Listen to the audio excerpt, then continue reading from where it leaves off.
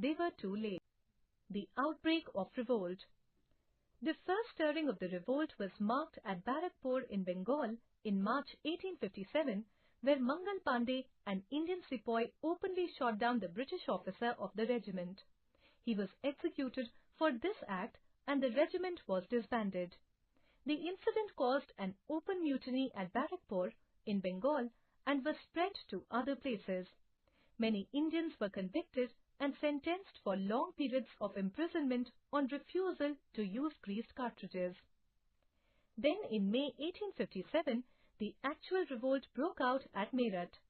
Some Indian soldiers were taken into custody for refusing to use greased cartridges. Angered by this, other soldiers killed British officers, burnt down their houses and released the prisoners. Trivia: the sergeant who was shot dead by Mangal Pandey was Major Hudson. The British soldiers stationed there could not resist them. From Meerut, the Indian soldiers marched to Delhi, where they were joined by the Delhi soldiers. They proclaimed the restoration of Mughal rule and placed Emperor Bahadur Shah Zafar on the throne. Once the news about Delhi uprising reached other parts of northern India, the soldiers of these areas also revolted against the British. They rose up in arms in central India, Kanpur, Lucknow, Rohilkhand, Banaras and parts of Bihar. Delhi. It was the morning of 11th May when the sepoys of Meerut crossed Yamuna and marched to the Red Fort.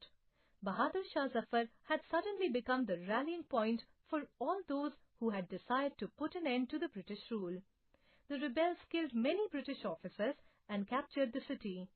The revolt was actually led by General Bakht Khan. However, the troops under Bakht Khan held on for 4 months before the British crushed the rebellion. Delhi was taken after fierce fighting and Bahadur Shah and his 2 sons were captured and taken prisoners. He was exiled to Rangoon and his 2 sons were shot dead. Awadh. The revolt was led by brave and resourceful Begum Hazrat Mahal with the support of sepoys, peasants, chiefs and taluktars. The British forces were forced to take shelter in the Residency building. The siege continued for 8 long months. British fought the battle under Henry Lawrence.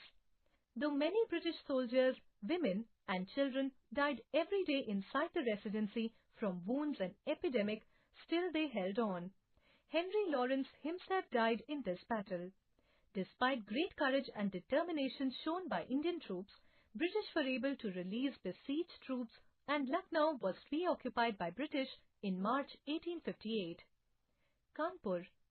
The revolt was led by Nana Sahib, the adopted son of Peshwa, who captured Kanpur and declared himself the Peshwa. He was assisted by Tantia Tope, who was constantly urging everyone to come together. He held on to Kanpur for quite some time. The British fought back with vengeance and Indians were blown to pieces by cannons. Nana Sahib escaped to Nepal. Trivia: the Government of India celebrated the year 2007 as the 150th anniversary of India's first war of independence. Jhansi. One of the greatest leaders of the revolt was Rani Laxmi Bai of Jhansi. When she found that the victory against British was not possible, she fled with the rebels to join Tantia Tope in Kalpi. Together, they put up a good fight. She died fighting the British troops on 17th June 1858. The commander of the British Army referred to her as the best and the bravest military leader of the rebels. Tantia Tope carried a guerrilla warfare for some time before he was hanged to death after trial. Bihar. The major organizer of the revolt in Bihar was an old man, Kunwar Singh. He mobilized the forces there and defeated British at many places. Later, he joined forces with Nana Sahib and died bravely fighting with energy.